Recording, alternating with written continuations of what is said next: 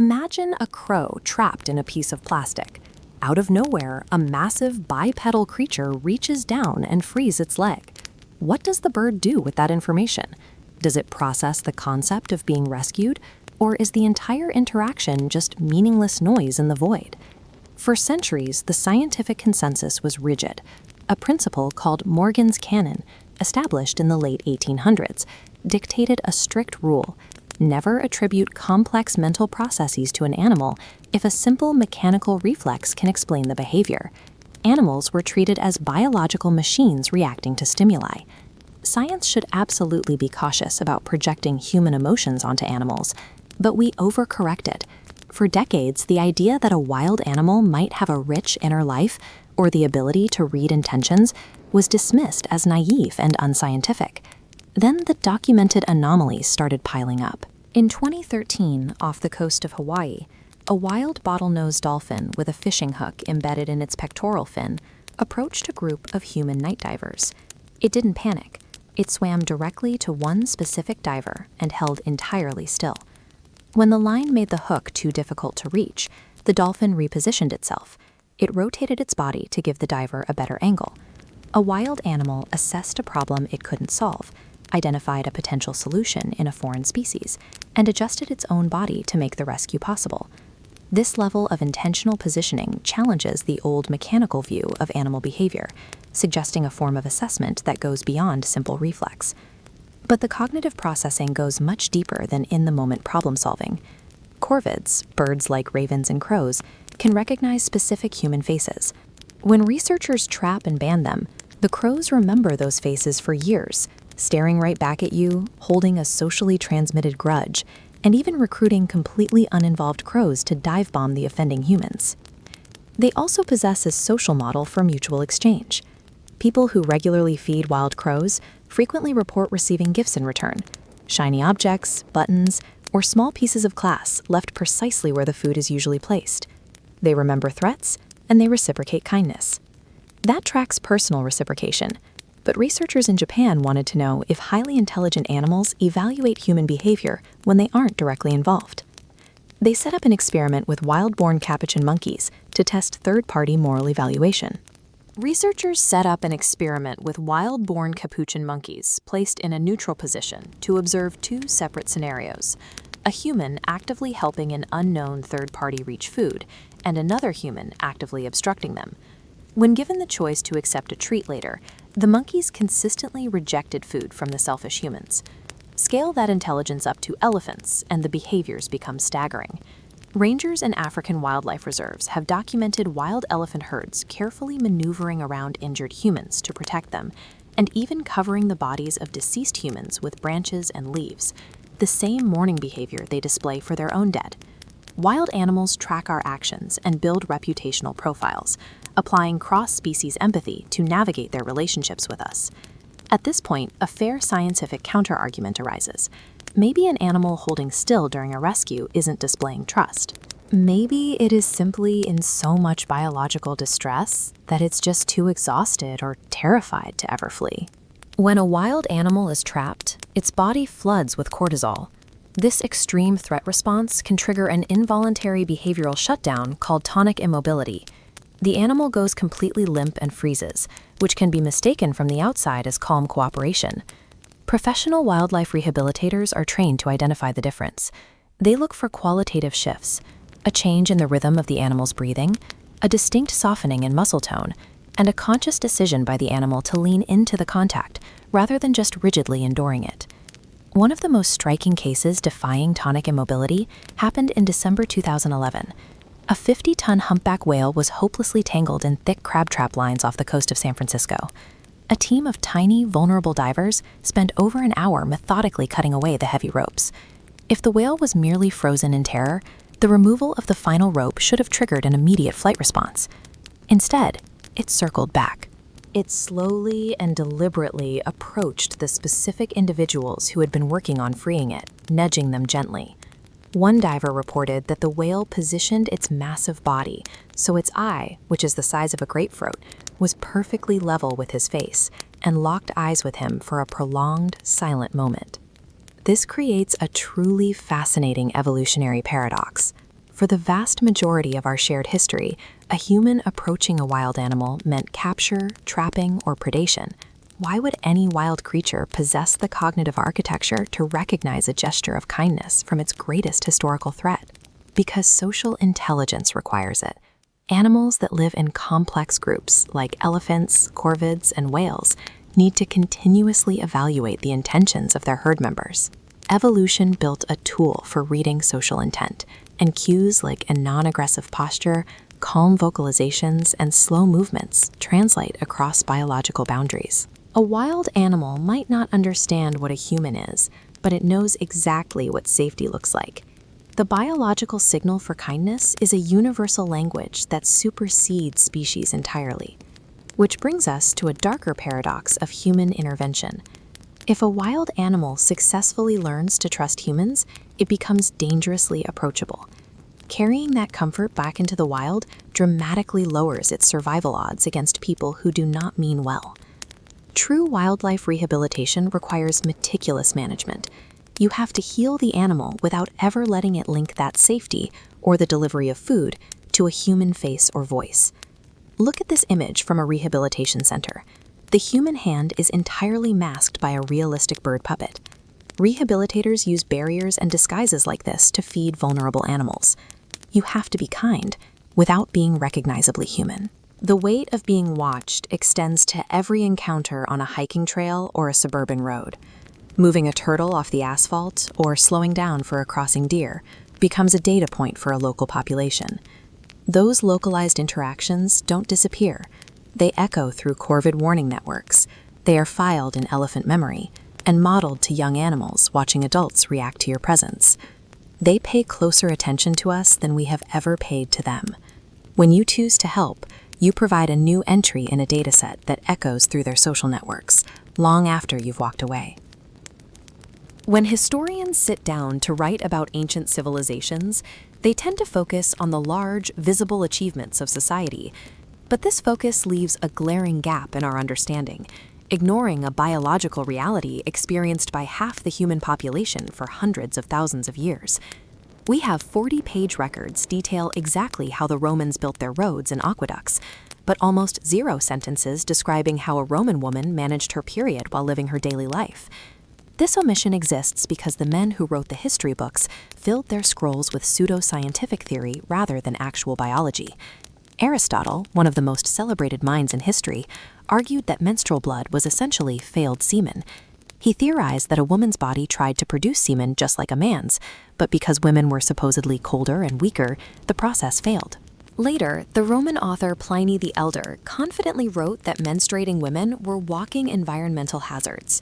He claimed they could rust iron, kill bees, turn wine to vinegar, and even repel a whirlwind.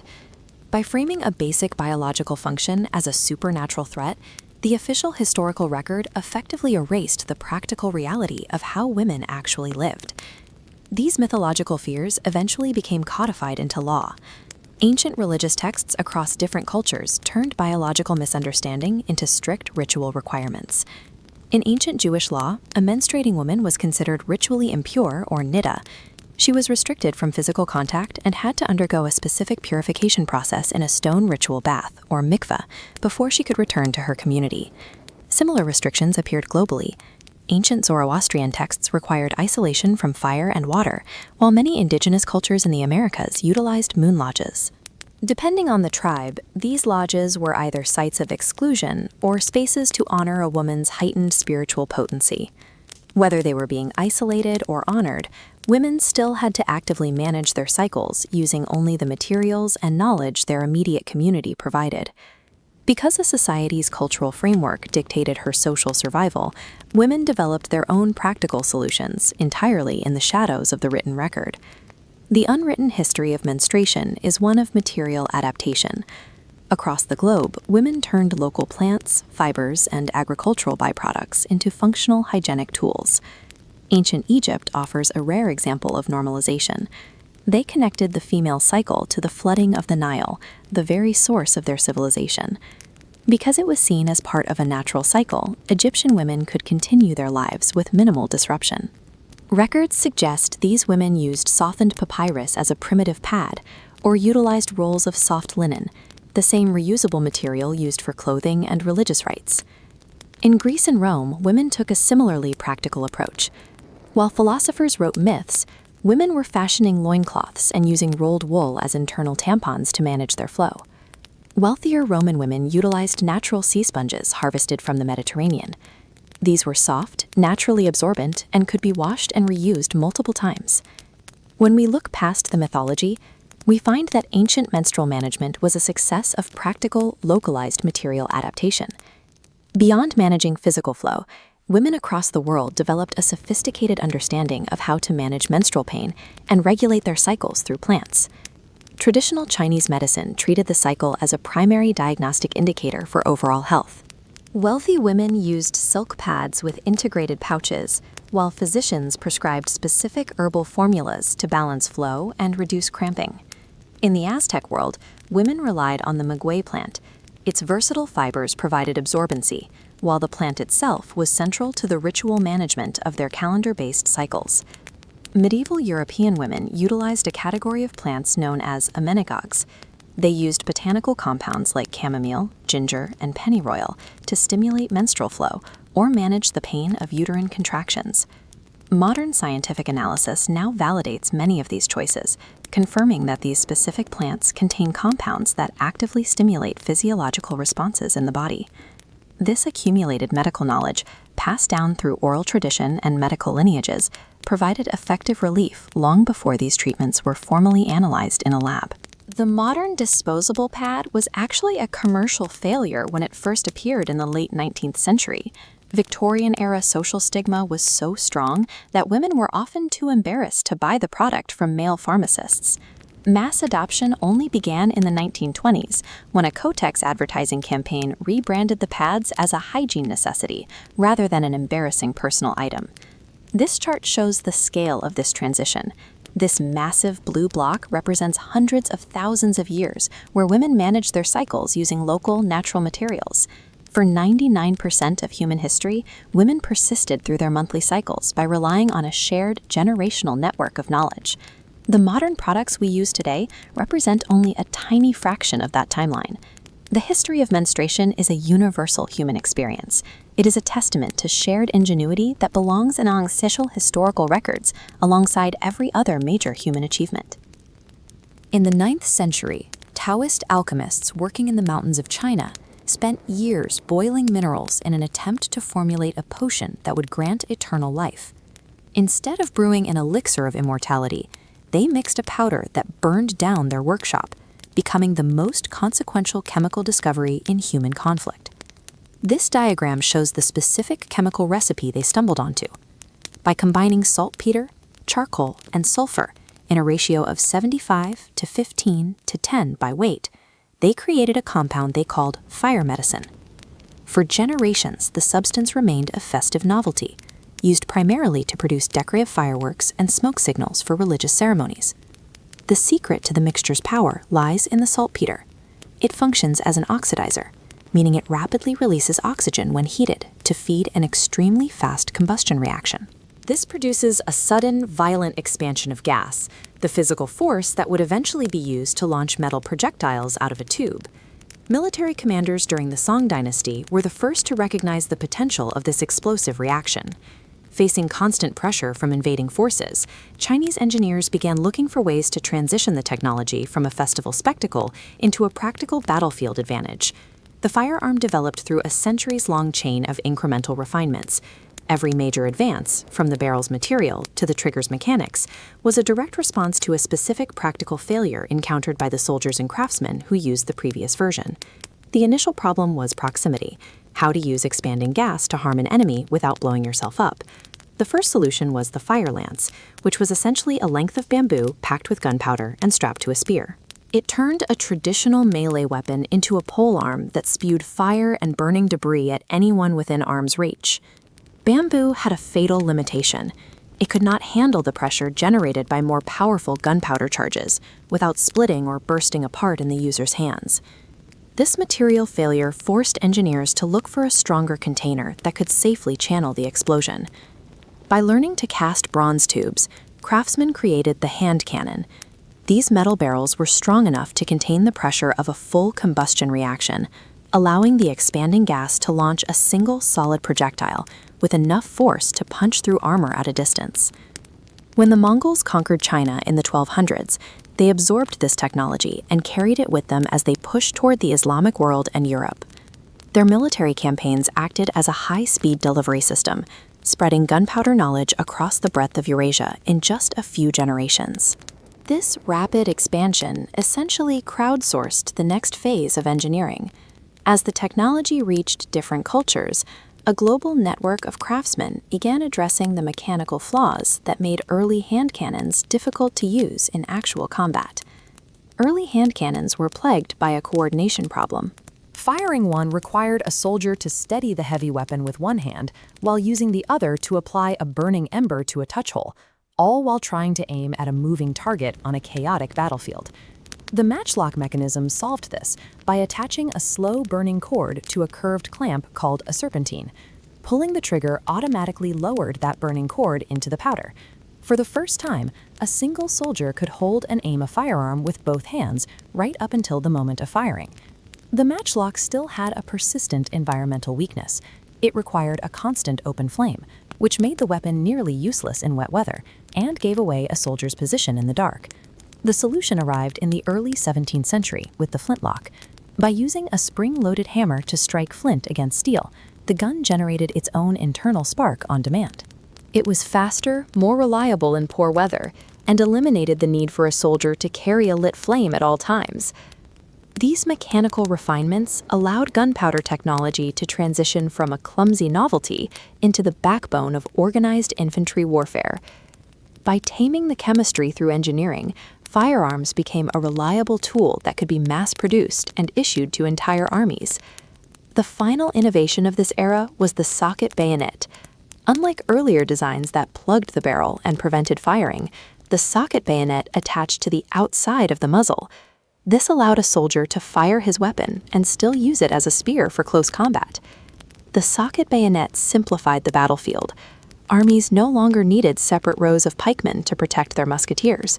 Every soldier now functioned as both a shooter and a spearman. This allowed regiments to become more versatile and easier to coordinate in dense, disciplined formations. This shift in firepower dismantled the traditional social hierarchy of warfare. A relatively cheap firearm in the hands of a briefly trained soldier could now neutralize a knight who had spent a lifetime and a fortune on the ornate steel armor seen here.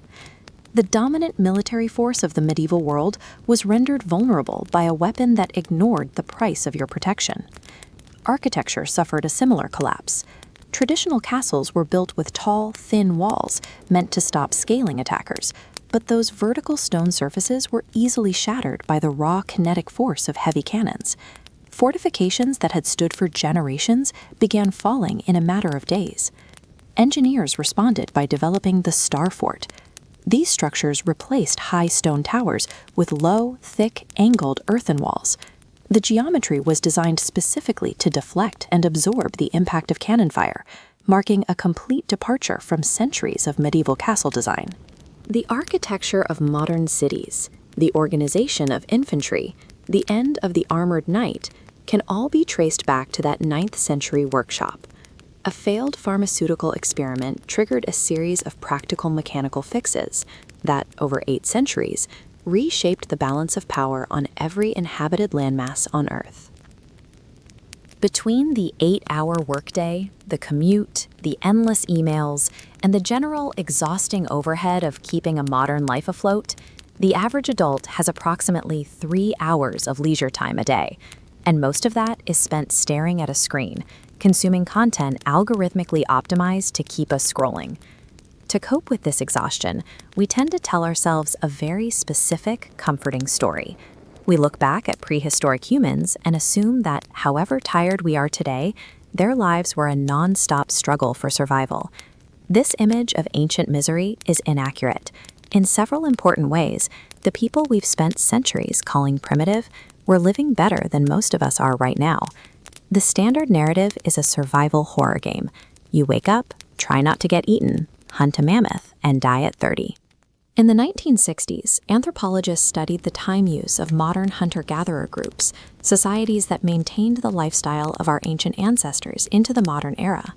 This diagram compares our modern schedule with their findings. On average, these groups spent between 3 to 5 hours a day on subsistence work. That includes hunting, gathering, preparing food, and building shelter. Anthropologist Marshall Salins called these groups the original affluent society. He argued that their wealth was found in the one thing modern humans can almost never catch: abundant, unscheduled time. To understand what they did with that time, we have to look at how they acquired it. Our ancestors secured their calories through persistence hunting. Because humans sweat, we can cool our bodies while moving. Early hunters tracked animals through the hardest part of the day, steadily jogging after them for hours until the prey collapsed from heat exhaustion. This extreme physical exertion was only a fraction of their reality. Their daily tools required deep, practiced mental skill. Shaping a flint blade, a process called knapping, demands an intense understanding of the stone's specific fracture properties. One wrong strike shatters the whole piece. We have found needles made of bone dating back 50,000 years. Someone sat down with stone tools and carefully drilled an eye through a tiny sliver of bone. They were dedicating immense time to high-quality clothing construction and aesthetics. We see this dedication in their art. The 36,000-year-old Chauvet cave murals are sophisticated, dynamic representations of animals. Artists used the natural curves of the cave walls to give them three-dimensional form, building cinematic illusion into stone walls in the dark. An artist crouched in the dark for hours to leave a message in a medium that would outlive them by tens of thousands of years. This work required a massive surplus of time and deep intrinsic motivation. With their labor finished by early afternoon, ancient humans were relentless, dedicated talkers. Modern anthropological studies show that up to 70% of their non-work time was spent purely on conversation, gossiping, telling jokes, and sharing stories around the fire. Anthropologist Robin Dunbar theorized that human language evolved for this purpose. As our social groups grew too large to maintain bonds through physical grooming, we needed a scalable tool to keep our networks intact. You can verbally groom many people at once just by talking. They also played. Wrestling competitions, foot races, and tests of accuracy appear independently in ancient cultures worldwide. Competitive play is simply what humans do naturally when they have the energy and time for it. We have archaeological proof of this instinct for organized leisure. This is the royal game of an ancient board game with decorative tiles and a precise geometric layout. Its design shows a culture that valued strategy and formal entertainment. We often view gossip in games as a waste of time, but for our ancestors, these were the essential tools of community. The ancient environment was physically dangerous. Severe injuries and developmental conditions were an inevitable part of living in the wild. Yet we have found skeletons of individuals with crippling disabilities, amputations, and significant blindness who survived for decades. These individuals were physically unable to contribute to hunting or gathering. We find evidence of completely healed bone fractures in these ancient remains. A shattered leg taking months to knit back together means someone sat with that person, brought them food, and kept the fire going. Ancient communities spent real effort and limited resources to sustain lives that offered no immediate strategic advantage. They were looking after each other because this is what it meant to be human. Their relationship with rest was also different. Before artificial lighting, most people slept in two distinct phases: a first sleep from dusk until around midnight, a waking period of 1 to 2 hours, and a second sleep until dawn. During that middle-of-the-night waking hour, people didn't lie there in anguish. They got up. They talked quietly with their families, reflected on the day, and engaged in deep thought that the busy daytime hours didn't allow. The introduction of artificial illumination in the 19th century compressed our natural, segmented biological rhythm into the single 8-hour block we now consider normal. This diagram illustrates a brain state called the default mode network. This network activates specifically when your attention is inwardly directed and free from external tasks. This network is where the brain performs mental time travel, simulating the past and imagining future scenarios. But it requires genuine cognitive rest. Today, we fill every quiet moment with algorithmic stimulation, making this mental state nearly impossible to achieve. For our ancestors, Sitting by a fire with no distractions provided the space to ask why the stars move or what happens after death. Science and philosophy began with the mind having enough space to wander. We have engineered a world of incredible progress, yet we have also built a structure where natural rest is difficult to find. Our ancient ancestors had almost no material possessions, but they were wealthy in time. They had the freedom to talk, play, and rest without an agenda. If you ever find yourself wide awake and strangely calm at 2 in the morning, or if you feel the urge to stop working just to talk and play games, your biological software is running exactly as it was designed to. The challenge now is to recognize our own evolutionary hardware and actively carve out space to reclaim those pockets of prehistoric, unscheduled rest.